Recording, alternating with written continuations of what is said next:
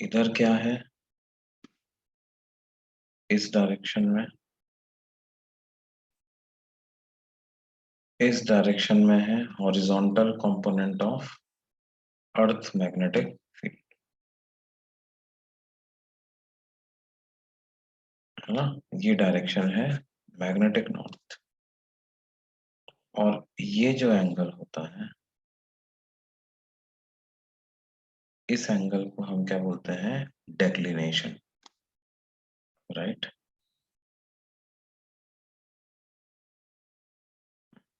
अब टॉर्क का क्या फॉर्मूला होता है बेटे, M B sine theta, M cross B होता है, जो मैग्नेटिक मोमेंट है वो इस डायरेक्शन में, मैग्नेटिक मोमेंट की वैल्यू दी हुई है हमें, कितनी दी हुई है, 60 एम्पियर मीटर स्क्वायर। तो इसको लिख दो तुम, कितना, 60 ampere metre square, horizontal component of earth magnetic field दिया है 40 माइक्रो टेस्ला, 40 इंटू 10 की पावर -6 इंटू साइन थीटा, ये किसके बराबर है, 1.2 इंटू 10 की पावर -3।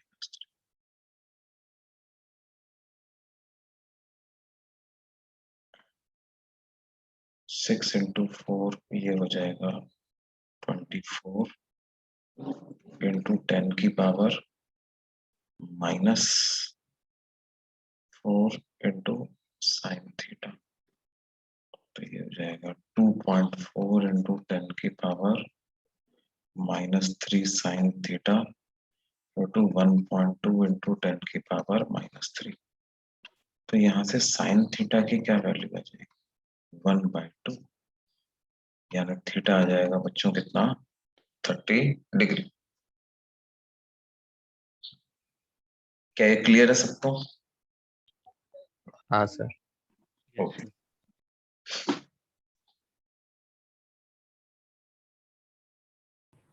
सर एनएम क्या पता है? NM newton metre.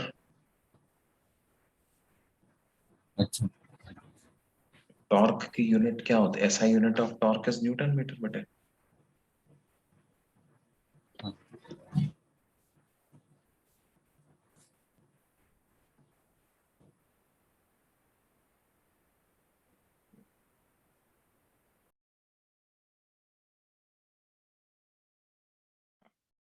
और देखो,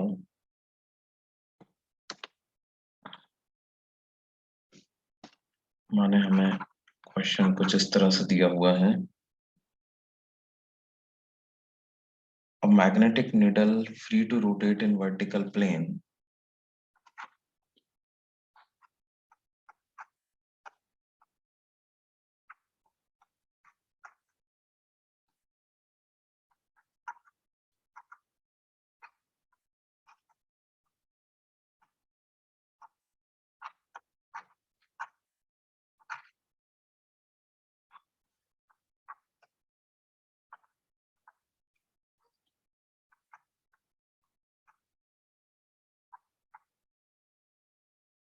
which makes an angle of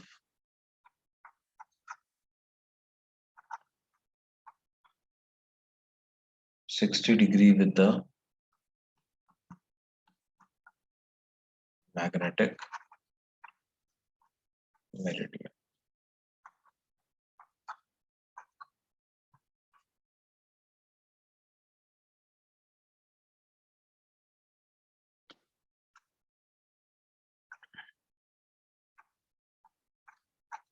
If the needle stays in a direction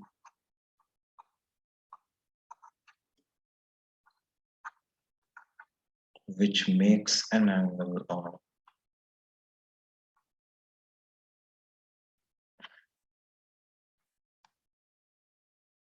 tan inverse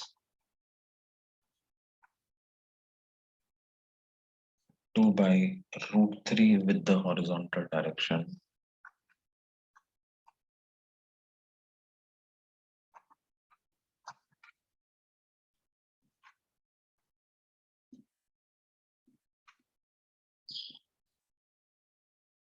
what would be the actual dip at that place?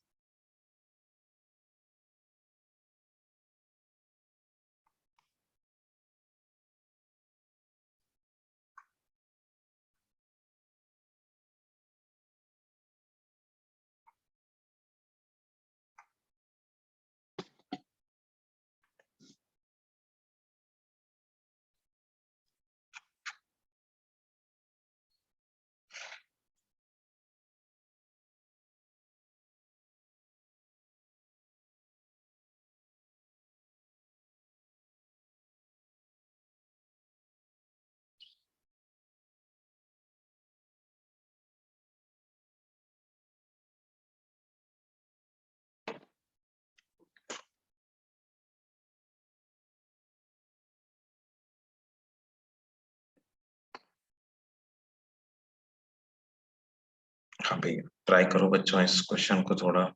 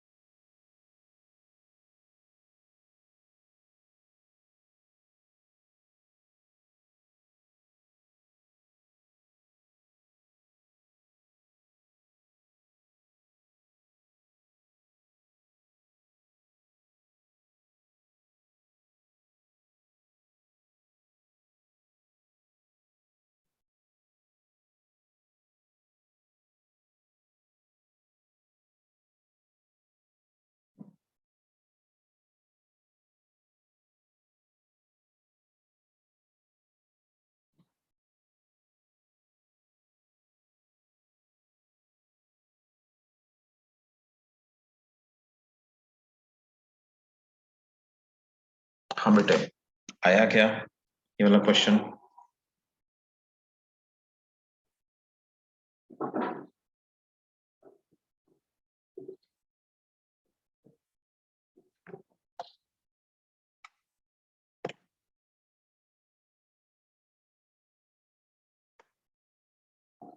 देखो बेटे, इफ यू रियलाइज ये जो angle है tan inverse 2/√3, this is nothing but your apparent dip। और apparent dip को अपन कितना लिखते हैं? BV divided tan of apparent dip को कितना लिखते हैं? tan of apparent dip is equal to BV divided by BH cos theta, where theta is angle between the plane of dip circle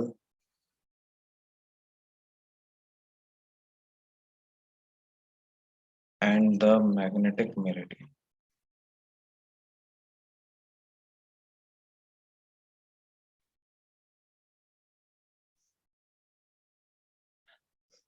तो क्या आ जाएगा बेटे?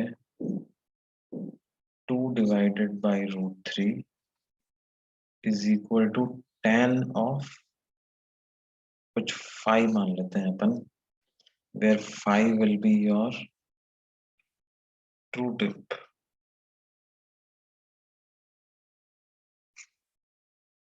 divided by cos theta, वो 60 degree दिया हुआ है हमको। तो यहाँ से tan phi की क्या वैल्यू आ जाएगी बेटे?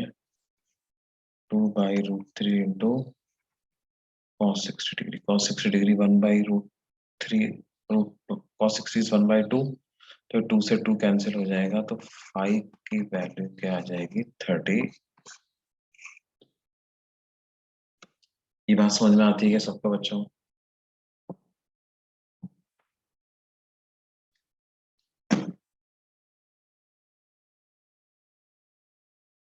हाँ हाँ सर। भाई, समझ में आया या डाउट है इसमें?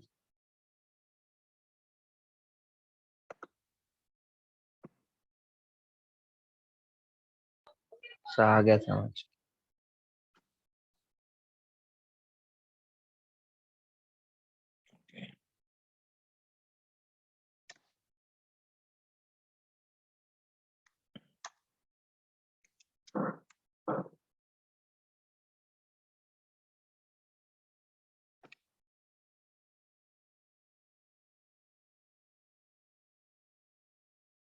मान लो हमको कहा जा रहा है कुछ ऐसा कि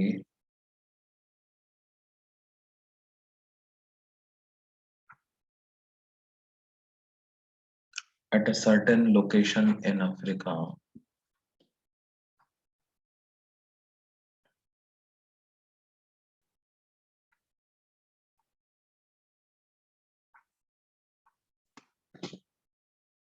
a compass points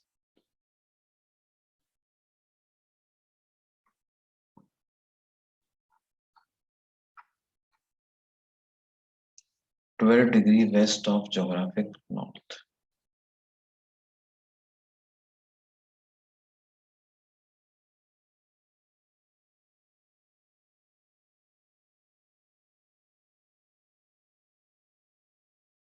(12 degrees west of geographic north).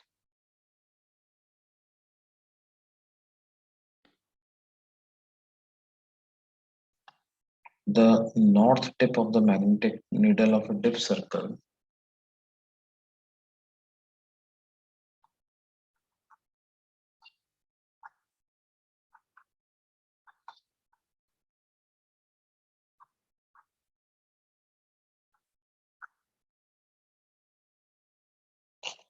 placed in the plane of magnetic meridian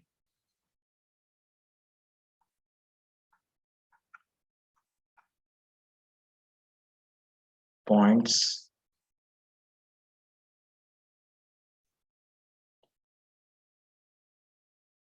(60° above the horizontal.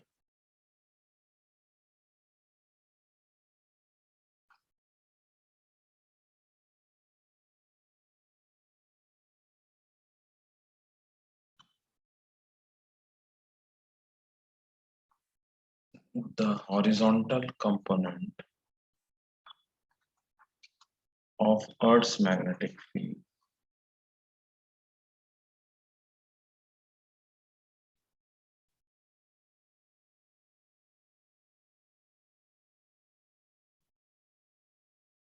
is 0.16 Gauss.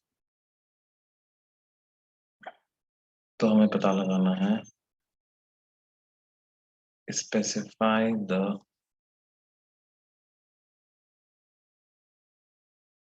magnitude and direction of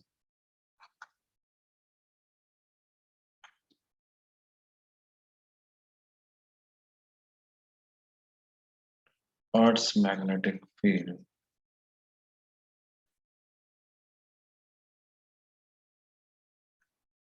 at that location.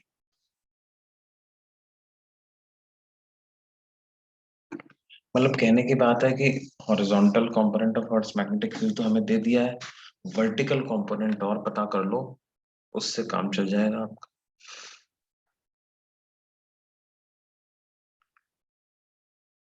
तो देखो कैसे पता करेंगे, ट्राई करो बच्चों।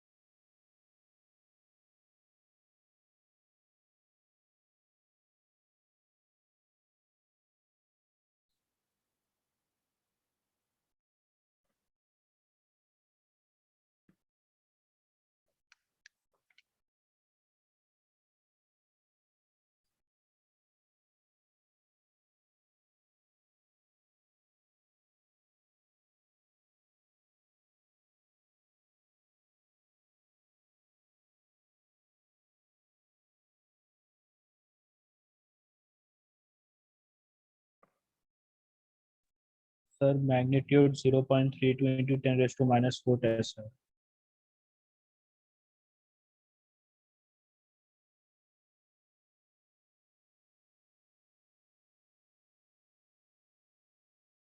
मैग्नीट्यूड कितना आया बेटे? 0.32 into 10 raised to minus 4 Tesla.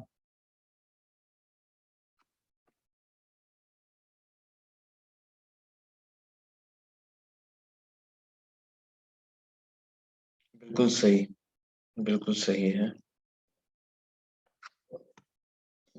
देखो, because we are already in the plane of the dip circle is in the plane of magnetic meridian, है ना? तो in the plane of magnetic meridian ही जो total magnetic field of earth है वो इसी plane में तो लाई करता है, राइट? और क्योंकि इसी प्लेन में लाई करता है, इसका मतलब horizontal component of earth magnetic field और vertical component of earth magnetic दोनों इसी प्लेन में रहेंगे।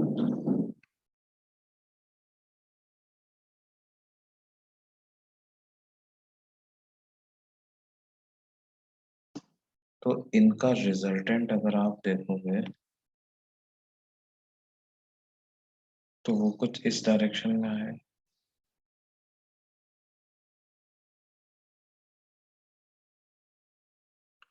और हमें क्या दिया हुआ था?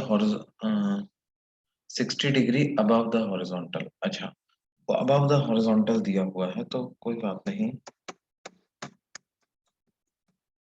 देखो ऐसा हो जाएगा कुछ कि हम horizontal component of earth magnetic field को इधर मान लें, है ना? Vertical component of earth magnetic field इधर आ जाएगा और इन दोनों का रिजल्टेंट अगर हम ले लें तो हमें resultant magnetic field of earth पता चल जाएगा।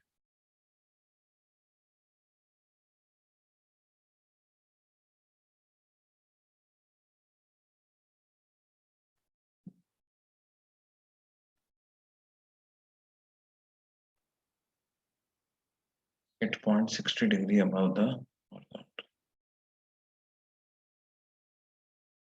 और horizontal component of earth magnetic field दिया हुआ है 0.16 वॉट्स और ये एंगल 60 डिग्री दिया हुआ है। तो क्या लिख सकते हैं? B cos 60 is equal to 0.16। तो B की वैल्यू क्या हो जाएगी बेटे? 0.32 cos। ये B की वैल्यू और डायरेक्शन तो हमें दिख ही रहा है, 60 degree above the horizontal in the plane of magnetic meridian.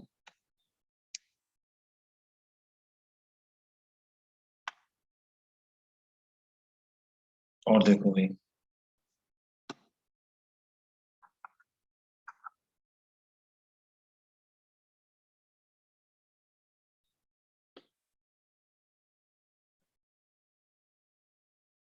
मान लो हमको कहा जा रहा है a dip circle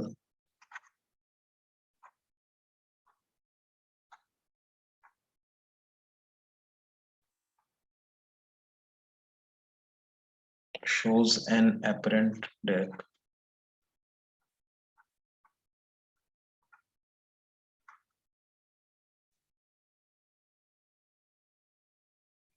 of 60 degree at a place where the true dip is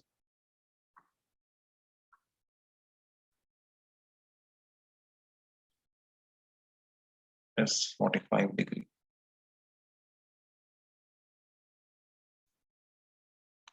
If the dip circle is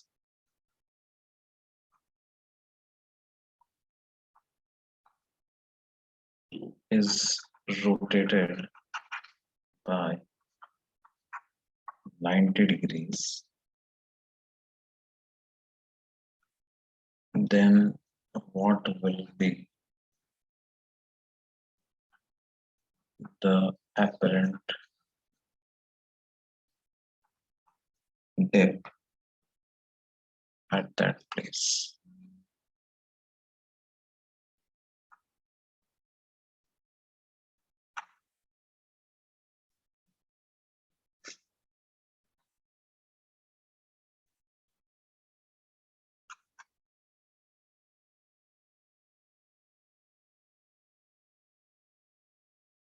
इसको कैसे करेंगे बच्चों?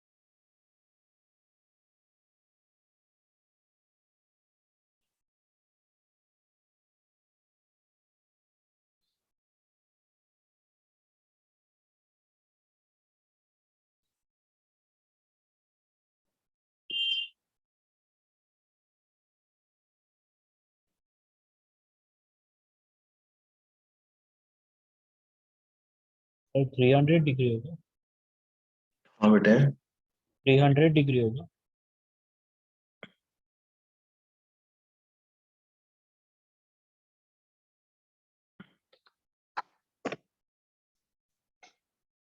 भाई देखो, एक तो तरीका ये है कि वो एक डायरेक्ट फॉर्मूला जो मैंने बताया था वो अप्लाई कर सकते हो आप। क्या है वो formula? Cot square theta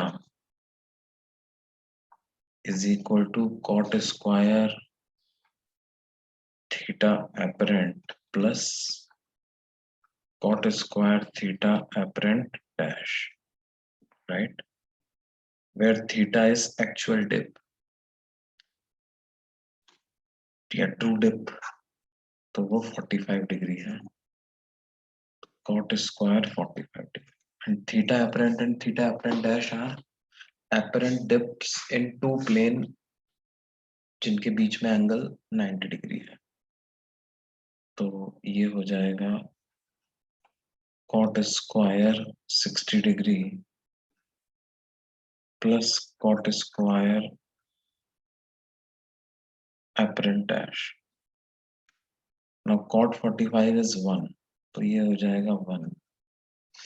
cot 60 degree is 1/√3, तो उसका स्क्वायर हो जाएगा 1/3 plus cot square theta apparent। तो cot स्क्वायर थीटा apparent उस नए प्लेन में कितना हो जाएगा?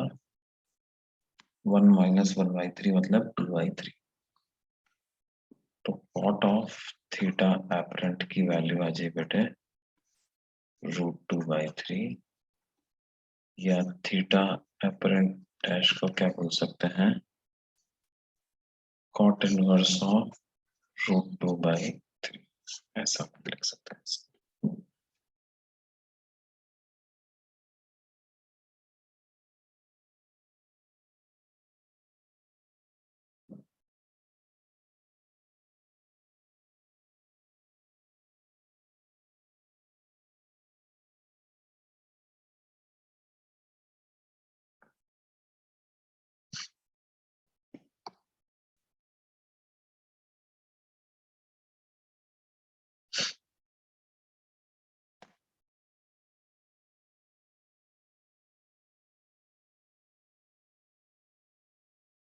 ठीक है बेटा, ये बात समझ में आ गई।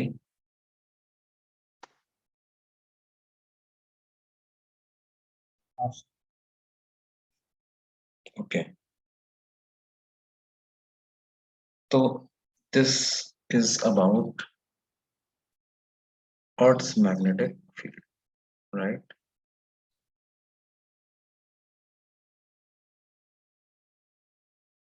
अच्छा, इसमें एक कंसेप्ट और होता है ऑफ टेंजेंट गैल्वेनोमीटर।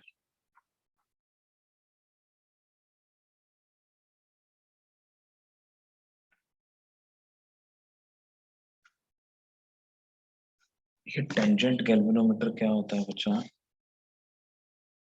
देखो, एक इस तरह की डिवाइस होती है which is used to measure current,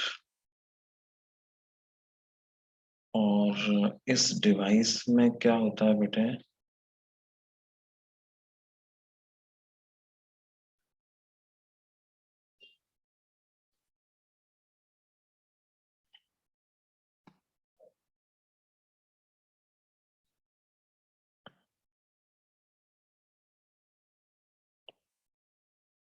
एक तो ये हॉरिजॉन्टल डायल होता है, और ये एक वर्टिकल कॉइल होती है, ठीक है। This is a horizontal dial,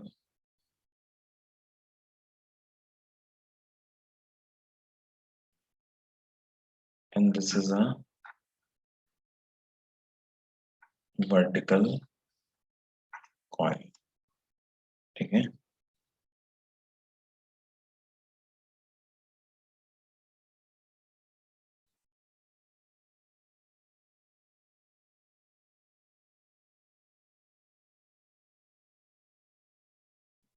ये डायल इस तरह से माउंटेड है, right, placed on ground surface.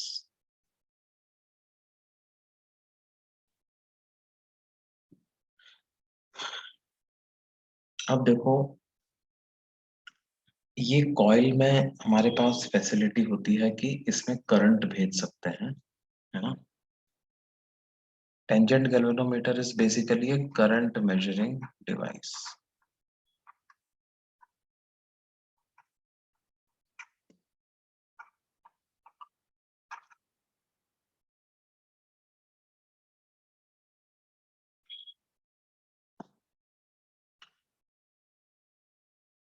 And the current which we want to measure is passed through the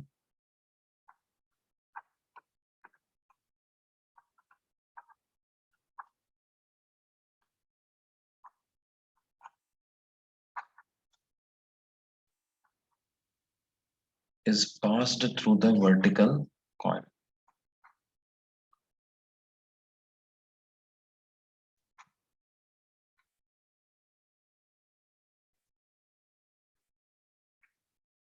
जो भी करंट आपने मेजर करना है वो इस वर्टिकल कॉइल से पास करा दो, ठीक है। अच्छा, अब एक बात ध्यान दो, when the current in the vertical coil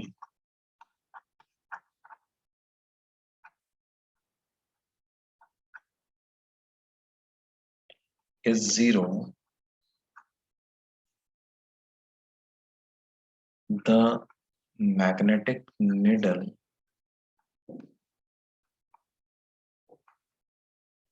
in the horizontal dial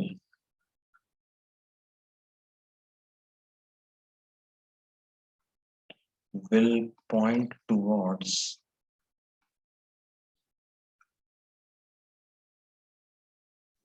the magnetic north, क्योंकि अर्थ का मैग्नेटिक फील्ड ही उसको अफेक्ट कर रहा होगा, तो वो किस तरफ पॉइंट कर रही होगी? मैग्नेटिक नॉर्थ की तरफ। ठीक है। और हम मान लेते हैं कि मैग्नेटिक नॉर्थ जो है वो कुछ इस direction, it is towards this. ये जो वर्टिकल सर्कल होता है, इसकी हमारे पास सुविधा होती है कि इस वर्टिकल सर्कल को हम क्या कर सकें, एक वर्टिकल एक्सिस के अबाउट रोटेट कर सकें। ऐसी फैसिलिटी हमारे पास होती है। We can rotate this about vertical axis.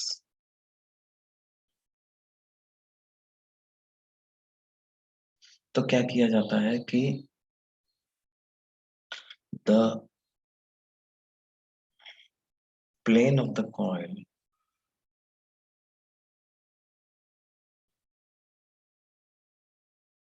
is adjusted such that it contains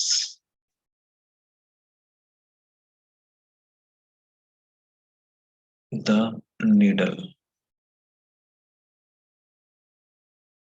that is, the plane of the coil is magnetic meridian.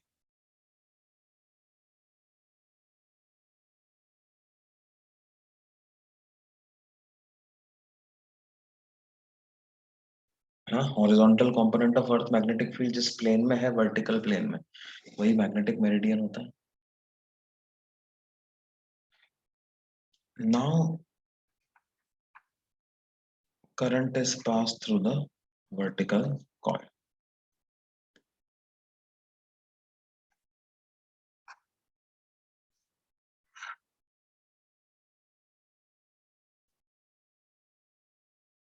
अभी हम क्या करेंगे बेटे, ये जो वर्टिकल कॉइल है इसमें से करंट पास करेंगे। मान लो कुछ इस डायरेक्शन में। अब जैसे ही इसमें करंट फ्लो होगा, क्या होगा, ये खुद एक मैग्नेटिक फील्ड प्रोड्यूस करने लग जाएगा, जो कि जो इसका प्लेन है उसके परपेंडिकुलर डायरेक्शन में ये खुद मैग्नेटिक फील्ड जनरेट करने लग जाएगा,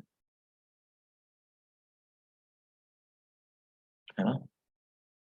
वो मैग्नेटिक फील्ड बेटे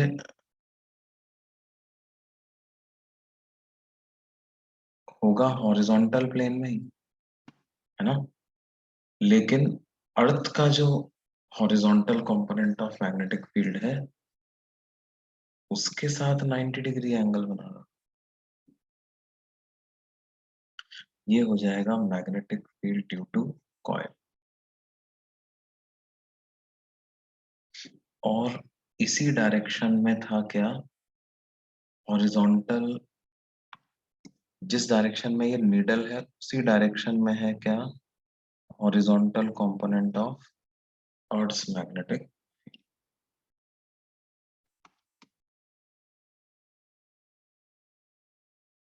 अब देखो, जब करंट नहीं था तो magnetic field due to coil zero था, तो magnetic needle horizontal component of earth magnetic field की डायरेक्शन में ही थी। अब जैसे ही करंट फ्लो हुआ, इसके परपेंडिकुलर डायरेक्शन में भी एक मैग्नेटिक फील्ड आ गया, तो जो निडल है वो थोड़ी सी रोटेट कर जाएगी, मैग्नेटिक निडल जो है वो रोटेट कर जाएगी। ठीक है। और हम मान लेते हैं कि मैग्नेटिक निडल जो है वो इक्विलिब्रियम में आते आते कितने एंगल से रोटेट कर गई है, थीटा एंगल से रोटेट कर गई। तो उस पोजीशन पे नेट टॉर्क जीरो होना चाहिए। ठीक है। अब नेट टॉर्क कैसे लिखें, torque of horizontal component of earth magnetic field किसके बराबर आ जाना चाहिए, torque of magnetic field of coil के बराबर आ जाना चाहिए। तो horizontal component of earth magnetic field का टॉर्क कितना आएगा? Magnetic moment into horizontal component of earth magnetic field into sine theta. इन दोनों के बीच में एंगल थीटा है। और मैग्नेटिक फील्ड ऑफ कॉइल का टॉर्क कितना आएगा? M B due to coil into sine of 90 minus theta, क्योंकि नीडल के मैग्नेटिक मोमेंट और कॉइल के मैग्नेटिक फील्ड के बीच में एंगल 90 माइनस थीटा हो जाएगा। तो यहां से हम लिख सकते हैं B H sine theta is equal to B due to coil को मैं कितना लिख दूं? Mu naught N I by 2r, है ना? ये कॉइल के सेंटर पे ही तो है, मैग्नेटिक नीडल जो है वर्टिकल कॉइल के सेंटर पे ही है। और साइन 90 माइनस थीटा को लिख देंगे कितना? Cos theta. तो यहां से इस पूरे एक्सप्रेशन से हमारे पास करंट की कितनी वैल्यू आ जाएगी बेटे? करंट की वैल्यू आ जाएगी B H into 2r divided by mu naught into N into tan theta.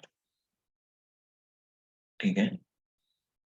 और ये जो पूरी क्वांटिटी आ रही है ये उस जगह पर तो एक कांस्टेंट का ही काम करेगी, तो इसको के नाम दे देते हैं। तो आई किसके बराबर आ जाएगा?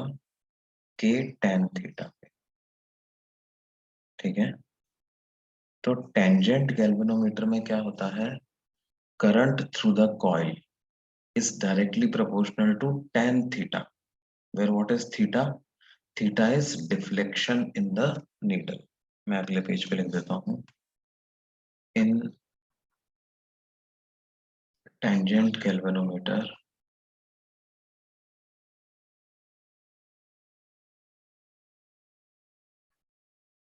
current through the coil is directly proportional to tan theta, where theta is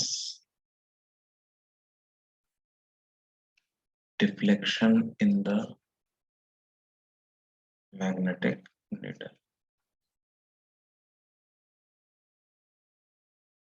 और करंट इन द कॉइल को आप लिख सकते हो k tan theta, where what is k? K is equal to 2 bhr upon mu naught n.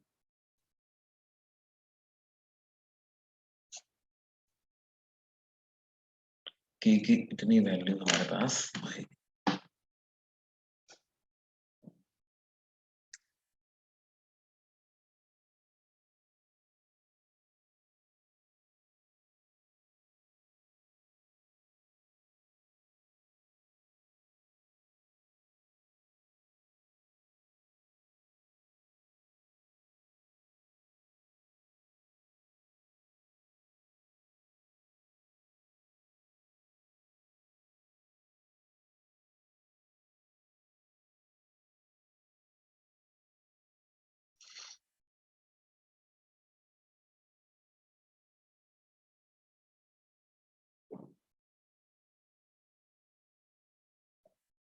ये बात समझ में आती है बेटा?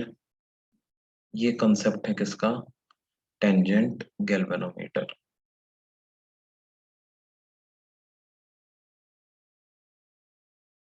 इसमें किसी को कोई डाउट है तो पूछ सकता है भाई।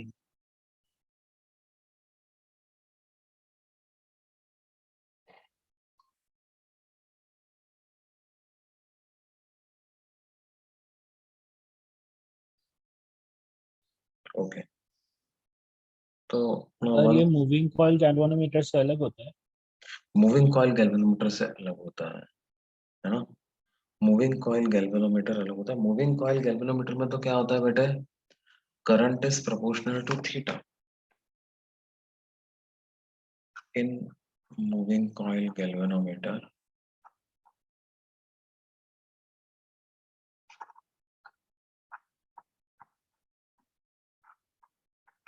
करंट जो है वो प्रोपोर्शनल होता है शीट आ गई। ठीक है, वो किस कंसेप्ट पे काम करता है, उसमें उसमें भी मैग्नेटिक फील्ड का कंसेप्ट इन्वॉल्व होता है। बट देखो उसके बारे में मैं तो बता सकता हूँ, कुछ ऐसा उसका कंस्ट्रक्शन होता है। एक सिलिंड्रिकल कोर होता है और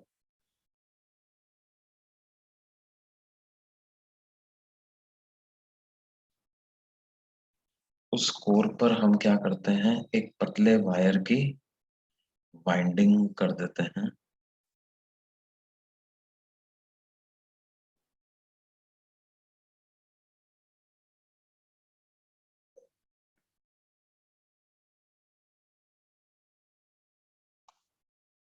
वायर की वाइंडिंग कैसे करी जाती है, कुछ इस तरह से वायर की वाइंडिंग इस पे कर देते हैं।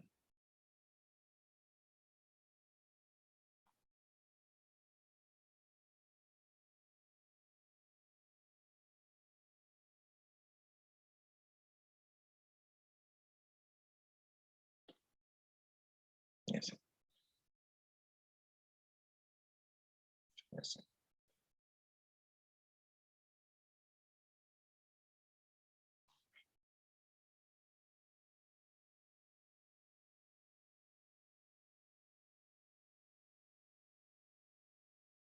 ये इस तरह से वायर की वाइंडिंग इस पे कर देते हैं।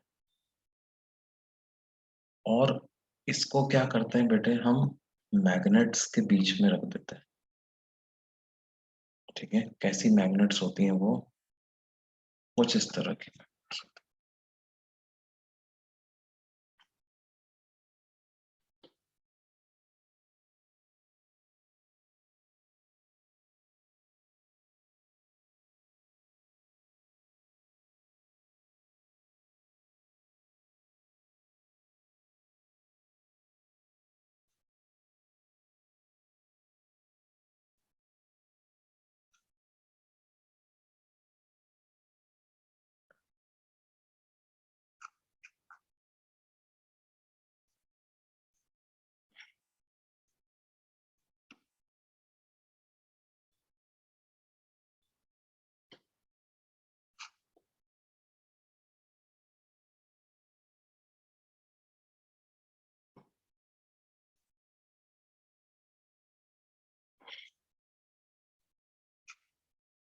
ये इस तरह की मैग्नेट।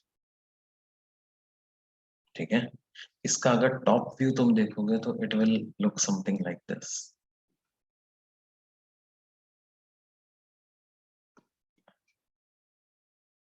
ये तुम्हारे पास उस सिलेंडर का क्रॉस सेक्शन आ जाएगा और ये वो मैग्नेट्स नजर आएंगे तुम्हारे, ये जो पावरफुल मैग्नेट्स।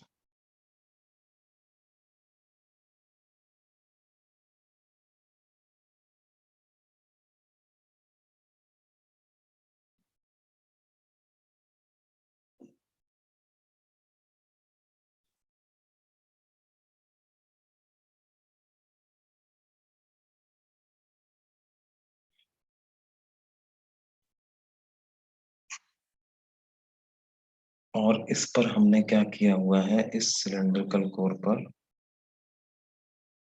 वाइंडिंग की हुई होती है।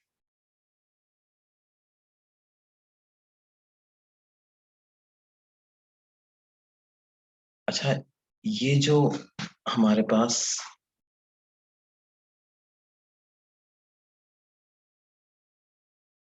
कोर होता है वो इस तरह की मैग्नेटिक फील्ड प्रोड्यूस कर सकता है। हमेशा वो कैसी रहेगी, it will be radial magnetic field,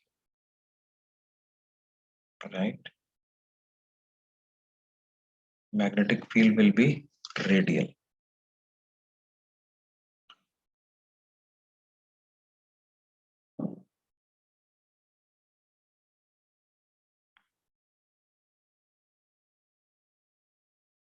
That means it will always be perpendicular to the magnetic moment vector of coil. Coil के मैग्नेटिक मोमेंट वेक्टर के हमेशा परपेंडिकुलर रहेगी। और इक्विलिब्रियम में जाकर के क्या होगा बेटे,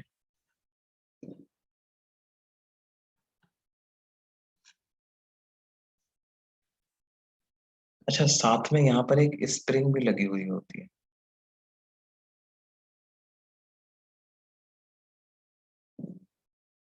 और कॉइल के प्लेन से फिक्स करके रखते हैं हम एक मैग्नेटिक नीडल को, नहीं not a magnetic needle, a simple needle, a plain needle.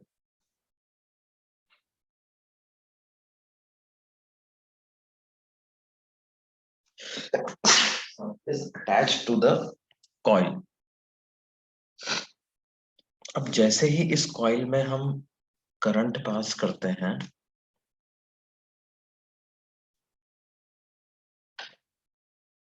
this coil experiences a torque due to the magnetic field produced by these magnets। और वो जो टॉर्क होता है उसको हम लिख देते हैं कितना, magnetic moment of coil into P due to the magnets. और इक्विलिब्रियम में ये टॉर्क बैलेंस होता है किससे, torque exerted by spring.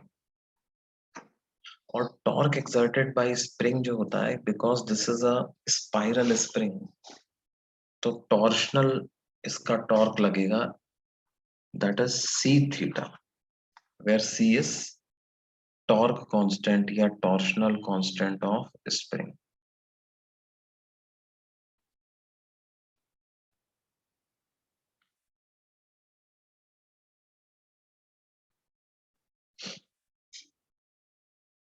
Now magnetic moment of coil को कैसे लिखेंगे, current into number of turns into area into P.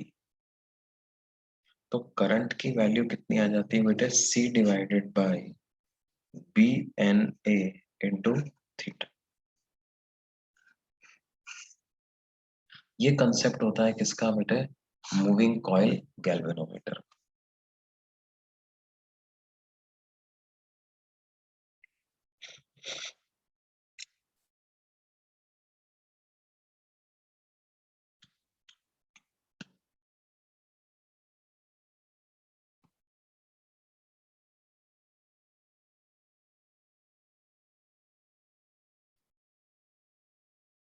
और इसमें जो बी एन ए बाई जो सी जो वैल्यू होती है, B N A by C, इसको बोलते हैं करंट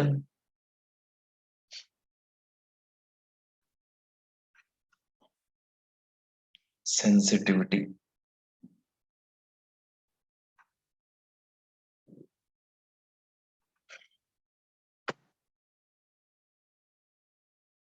है ना, D theta by D I, change in deflection per unit change in current. Theta को आप B N A divided by C into I ऐसा लिख सकते हो। तो D theta by D I की क्या वैल्यू आएगी, ये आएगी B N A divided by सी।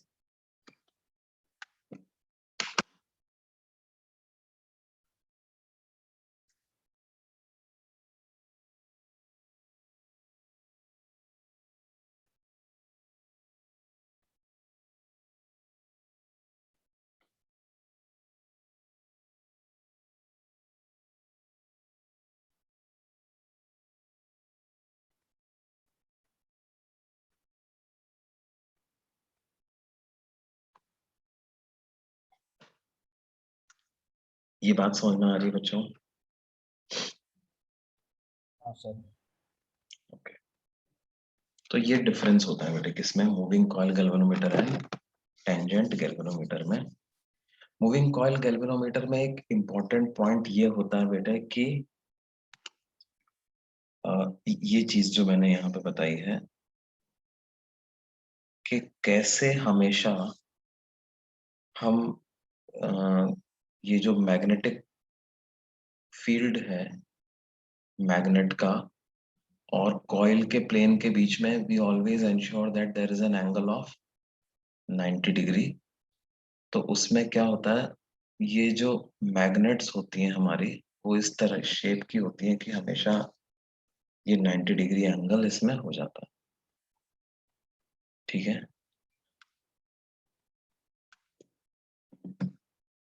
अब इसमें हमें जो अगली चीज यहाँ पर पढ़नी है वो पढ़नी है क्या बेटा, मैग्नेटिक मटेरियल्स।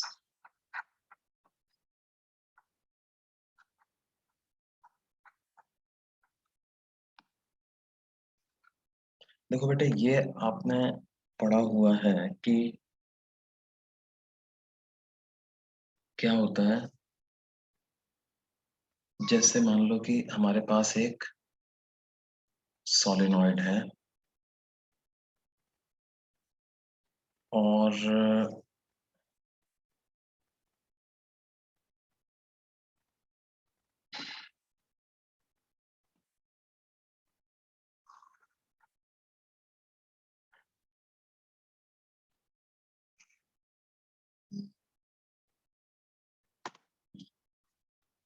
उसके कोर के अंदर मान लो अभी क्या है, वैक्यूम है, there is a vacuum inside this core, ये हॉलो सिलेंडर, और इस पर हमने किसी वायर की वाइंडिंग तो करी हुई है।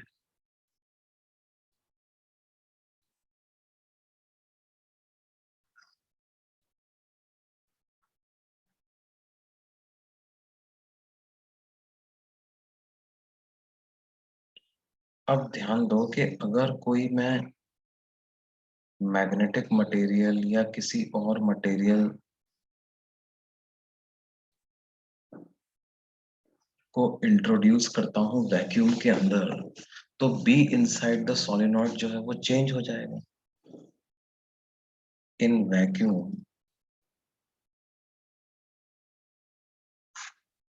बी की का एक्सप्रेशन हम लिखते हैं mu naught N I in some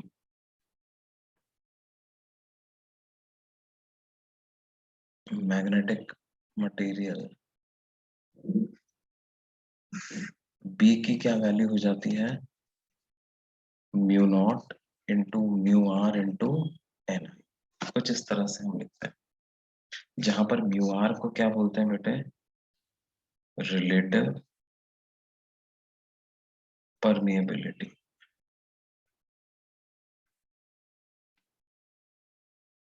mu R को कहेंगे रिलेटिव परमिएबिलिटी।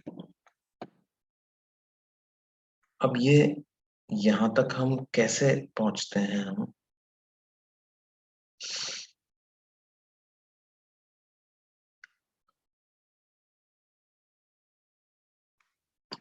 देखो ऐसा होता है कि जैसे ही हम एक क्वांटिटी डिफाइन करते हैं जिसको बोलते हैं एन आई, ठीक है, और एन आई को मैं सिंबल से रिप्रेजेंट करता हूं, किससे, एच से, और एच को बोलते हैं क्या बेटे, मैग्नेटिक इंटेंसिटी। एच को क्या कहेंगे, magnetic intensity. An SI unit of magnetic intensity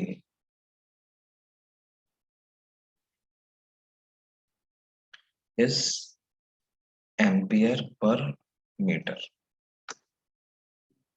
इसकी एसआई यूनिट क्या होती है बेटे, एम्पियर पर मीटर। भाई म्यू आर जो है, mu R is a dimensionless quantity, इसकी कोई यूनिट नहीं होती।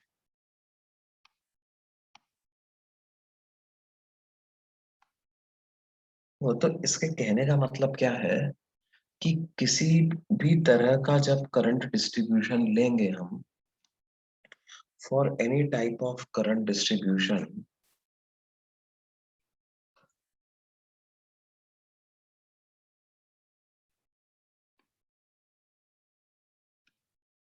जो फाइनल मैग्नेटिक फील्ड आता है वो तो उस करंट डिस्ट्रीब्यूशन पे भी डिपेंड करता है और उस जगह पर मीडियम क्या है उस पे भी डिपेंड करता है ना। अब इसमें से अगर हम क्या करें, मीडियम के फैक्टर को हटा दें, तो जो बाकी क्वांटिटी, बाकी एक्सप्रेशन जो कि सिर्फ करंट डिस्ट्रीब्यूशन पे डिपेंड करता है, उसको क्या बोलते हैं, मैग्नेटिक इंटेंसिटी। और any type of current distribution हम बोल सकते हैं कि H will depend only on current distribution.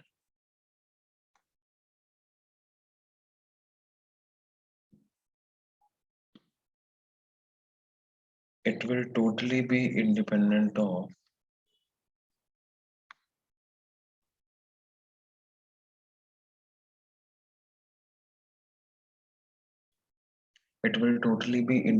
of the medium.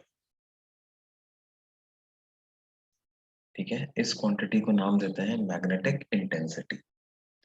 Solenoid की एग्जांपल अगर लें तो मैग्नेटिक इंटेंसिटी क्या हो जाएगी, Ni। किसी और तरह का एलिमेंट होगा तो मैग्नेटिक इंटेंसिटी कुछ और वैल्यू हो जाएगी। ठीक है, फिर मैग्नेटिक इंटेंसिटी के बाद अगली क्वांटिटी जो हम डिफाइन करेंगे उसको कहेंगे मैग्नेटाइजेशन।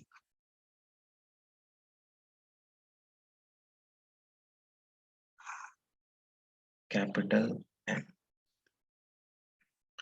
ये मैग्नेटाइजेशन क्या होता है, it is magnetic moment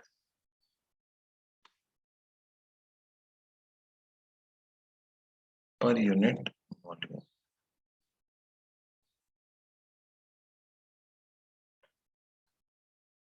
magnetisation होगा mu divided by V। Mu is magnetic moment, V is. अब मैग्नेटिक मोमेंट की क्या यूनिट होती है बेटे, एम्पियर मीटर स्क्वायर, और इसको डिवाइड कर दें मीटर क्यूब से, तो मैग्नेटाइजेशन की भी यूनिट क्या हो जाएगी, ampere per metre.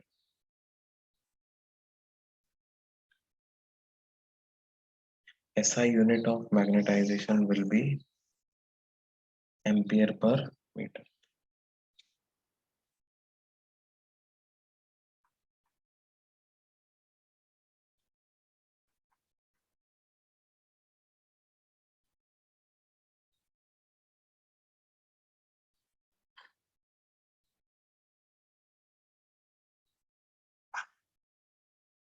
SI unit of magnetization is ampere per meter.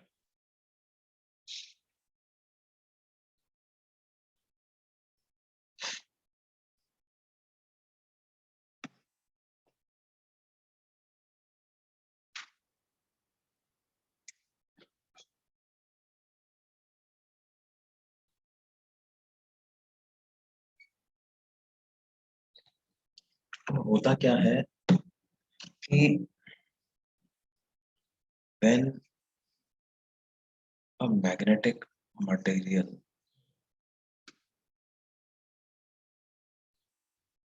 is introduced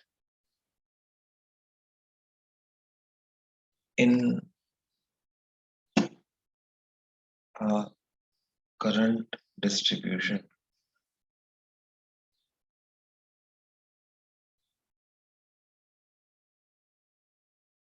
the current distribution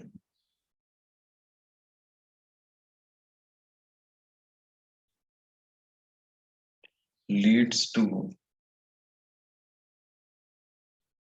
the magnetization of that material.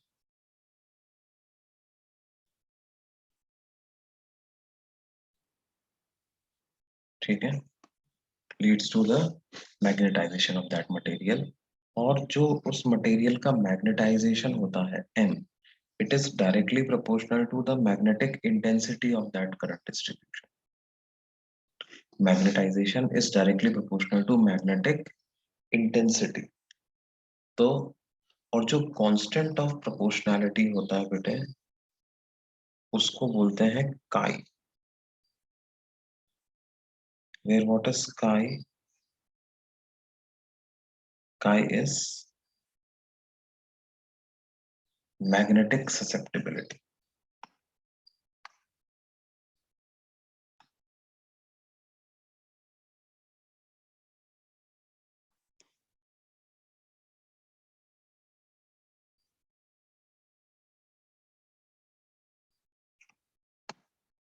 और ध्यान दो, ये दोनों ही वेक्टर क्वांटिटी होती है, मैग्नेटाइजेशन भी वेक्टर क्वांटिटी होती है और मैग्नेटिक इंटेंसिटी भी vector quantity.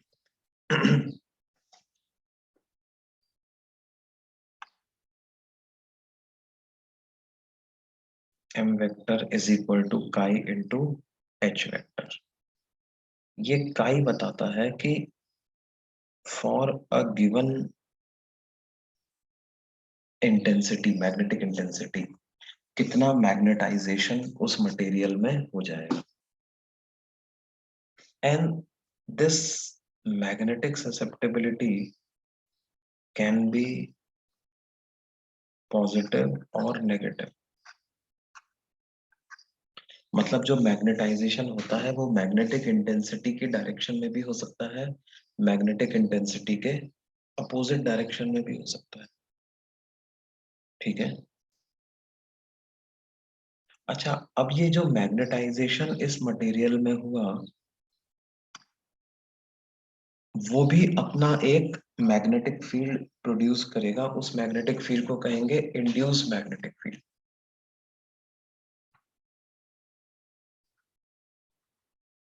The magnetization generated in the material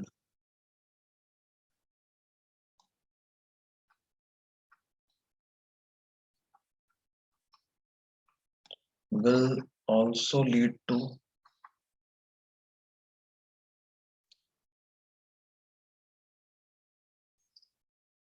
generation of an induced magnetic field।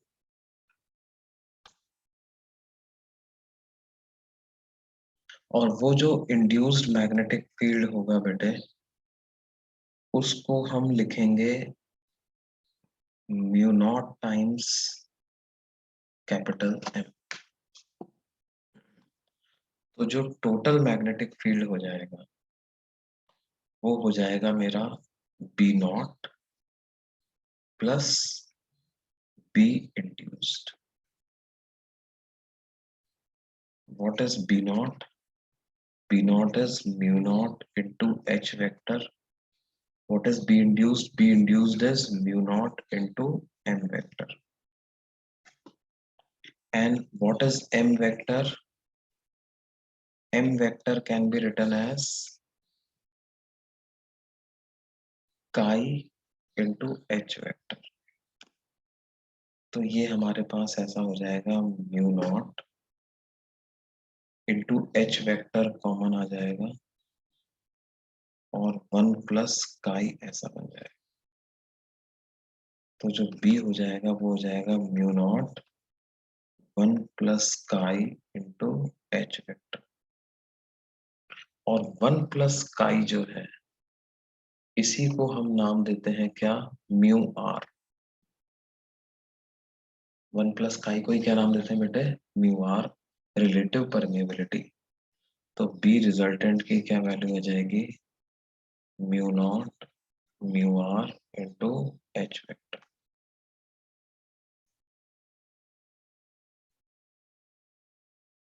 Mu naught mu R into H vector. ठीक है,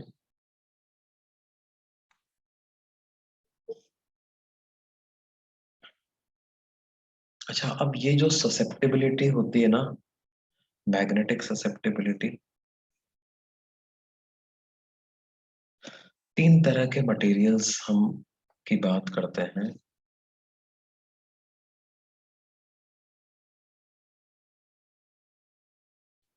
डायमैग्नेटिक,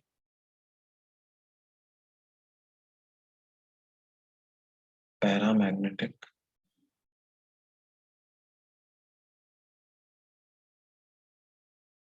और फेरोमैग्नेटिक।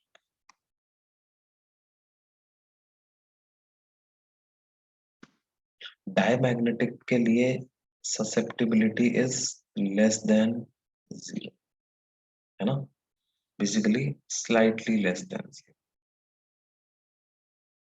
Slightly negative. मतलब फॉर एग्जांपल -0.03, -0.01, इस तरह। पैरामैग्नेटिक के लिए क्या होगा,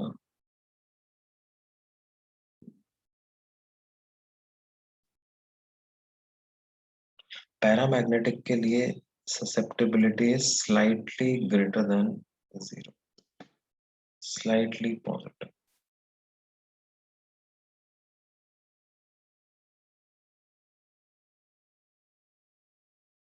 मतलब 0.07, 0.1, इस तरह। और फेरोमैग्नेटिक के लिए susceptibility is very large in comparison to 0, मतलब कुछ 1000 या इस तरह की ससेप्टिबिलिटी हो। मतलब डायमैग्नेटिक मटेरियल में तो क्या होगा, अच्छा अगर म्यू आर की बात कहूं मैं, तो म्यू आर जो होगा it will be less than 1, क्योंकि 1 प्लस काई म्यू आर होता है, तो काई नेगेटिव है, तो म्यू आर 1 से थोड़ा सा कम हो जाएगा। पैरामैग्नेटिक मटेरियल की बात कहूंगा तो म्यू आर जो है वो 1 से थोड़ा सा बड़ा हो जाएगा, और इसकी अगर बात कहूंगा तो म्यू आर जो है वो 1 के तुलना में तो बहुत बड़ा होगा। मतलब डायमैग्नेटिक मटेरियल क्या होगा, मैग्नेटिक इंटेंसिटी के अपोजिट डायरेक्शन में मैग्नेटाइज होंगे। पैरामैग्नेटिक मटेरियल मैग्नेटिक इंटेंसिटी की ही डायरेक्शन में मैग्नेटाइज होंगे, और फेरोमैग्नेटिक मटेरियल भी मैग्नेटिक इंटेंसिटी की डायरेक्शन में ही मैग्नेटाइज होंगे, लेकिन बहुत ज्यादा मैग्नेटाइज होंगे। ठीक है, ऐसा इनके साथ होगा।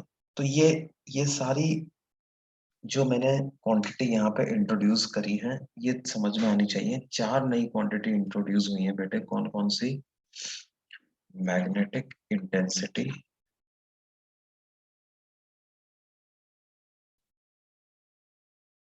H, उसके बाद मैग्नेटाइजेशन,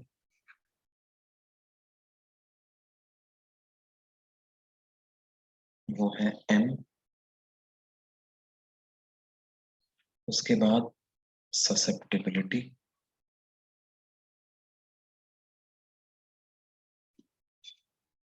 वो है काई, और रिलेटिव परमेबिलिटी,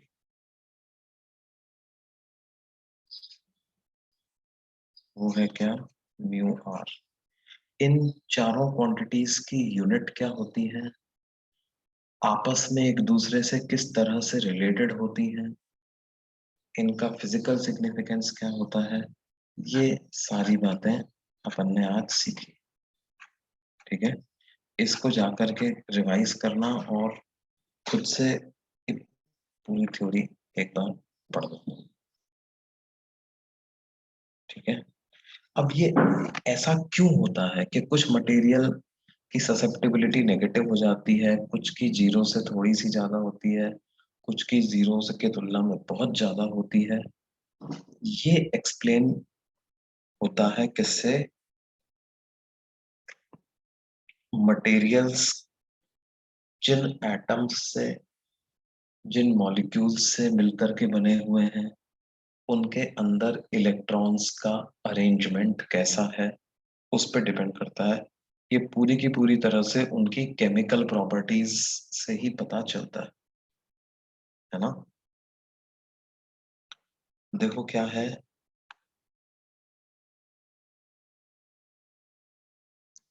पैरामैग्नेटिक मटेरियल्स में क्या होता है बेटे,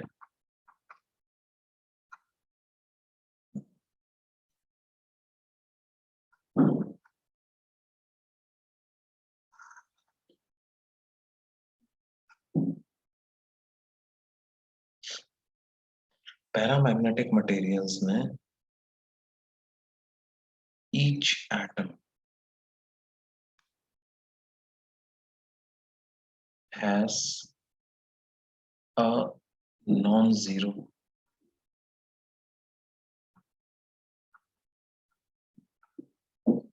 magnetic moment.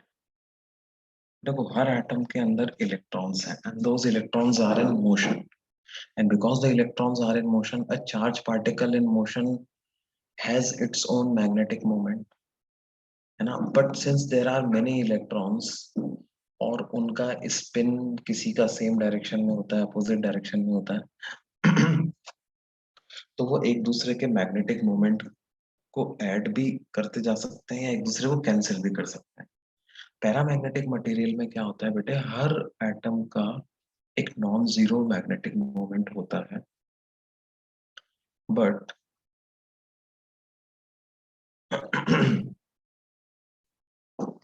but these magnetic moments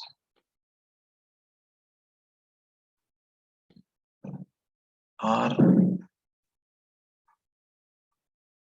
randomly aligned in absence of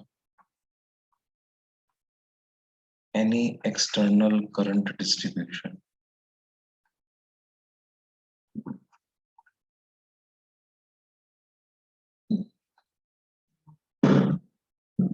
Such that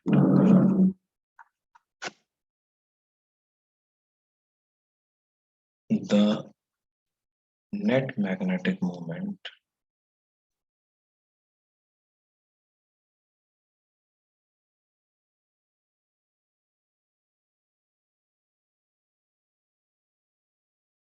such that the net magnetic moment of any small part, you know, of such material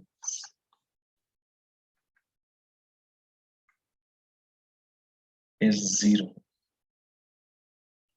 in absence of current distribution.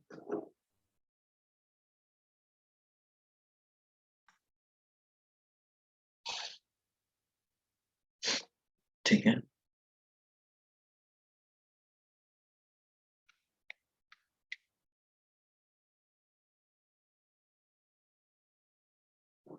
मतलब क्या है, क्योंकि वो randomly aligned है, atomic magnetic moments are randomly aligned. So since they are randomly aligned, कोई भी छोटा सा हिस्सा मैं इसका कंसिडर करूंगा तो उसका मैग्नेटिक मोमेंट जो है बेटे वो मेरे को कितना नजर आएगा, वो जीरो ही नजर आएगा, है ना। छोटे छोटे छोटे छोटे कई सारे मैग्नेटिक मोमेंट वेक्टर्स होंगे और वो रैंडमली अलाइंड होंगे तो रिजल्टेंट मैग्नेटिक मोमेंट मेरे को जीरो नजर आएगा। Now when it is put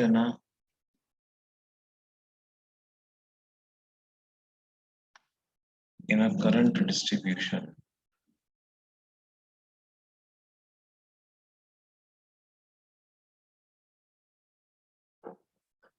तो क्या होता है, all these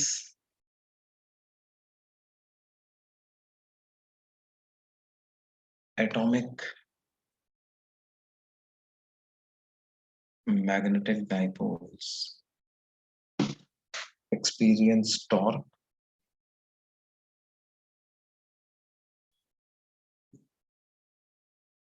in the direction of external magnetic field.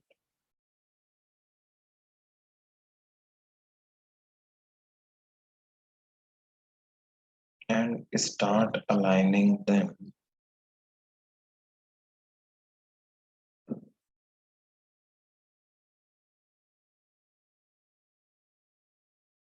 in the direction of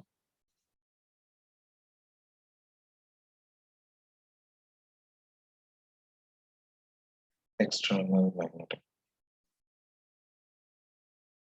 है ना। मान लो जैसे मैग्नेटिक फील्ड हमने कुछ राइट साइड में अप्लाई किया तो क्या होगा,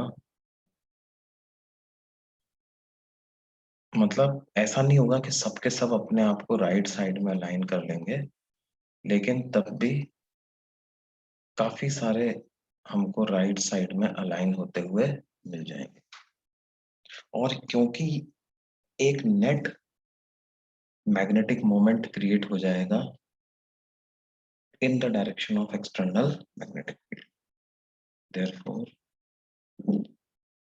a net magnetic moment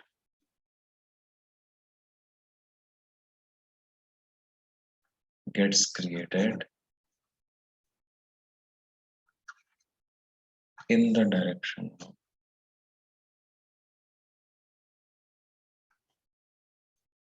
external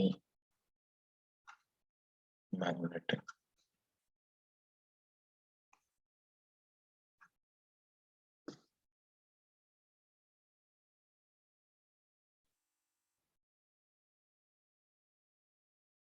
A net magnetic moment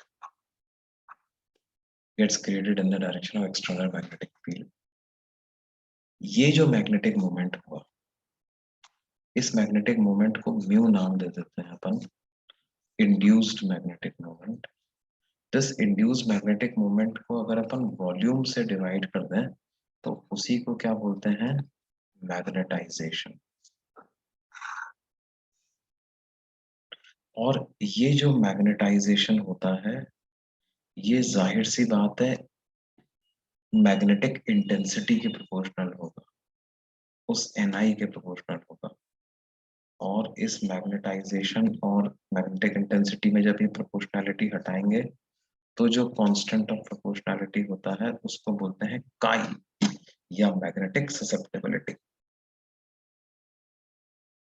because these two are in same direction, तो काई जो होता है it is slightly greater than zero for which type of materials, paramagnetic materials.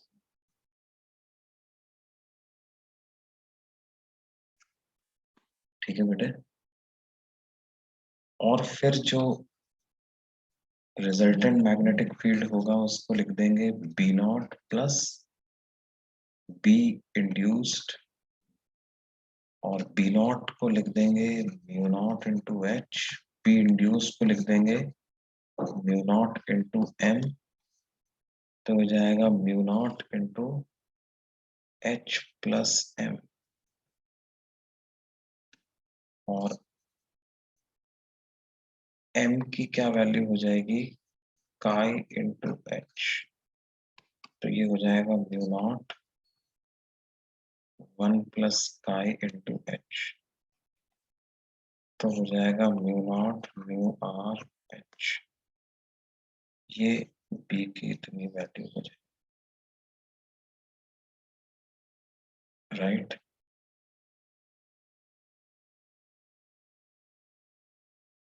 ये बात समझ में आ रही है बच्चों। और क्योंकि काई ग्रेटर देन जीरो है तो जो म्यू आर है it will be slightly greater than 1 for paramagnetic materials.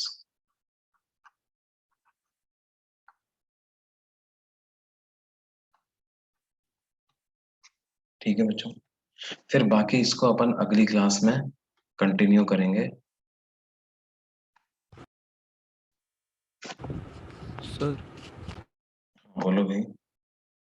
Sir आप 16th में का वो लेक्चर रिकॉर्डिंग लिंक सेंड कर दीजिए। क्या क्या क्या बोल रहे हो बेटे? सर वो 16th में का लेक्चर रिकॉर्डिंग लिंक यार वो 16th में का जो लेक्चर रिकॉर्डिंग है, तुम लोगों ने रिकॉर्ड नहीं किया था क्या वो वाला? नहीं सर, उस दिन शायद से नहीं हुआ था हमसे। अच्छा। यार मेरे जितने भी लेक्चर्स हैं वो क्या है, मैंने मतलब I am recording it on zoom cloud, है ना? तो आप लोग एक बार एडीएस सर को बोल देना, है ना? क्योंकि वो क्लाउड का वही हैंडल कर रहे हैं इसका पूरा। तो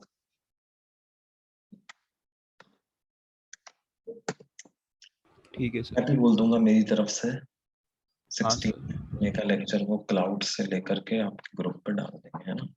मैं उनको हाँ बोल सर। दूंगा कि उस दिन बच्चे रिकॉर्ड नहीं कर पाए थे, तो आप डाल दो।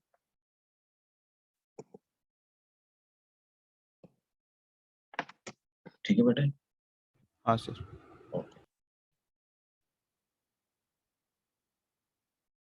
Okay, then see you in the next lecture.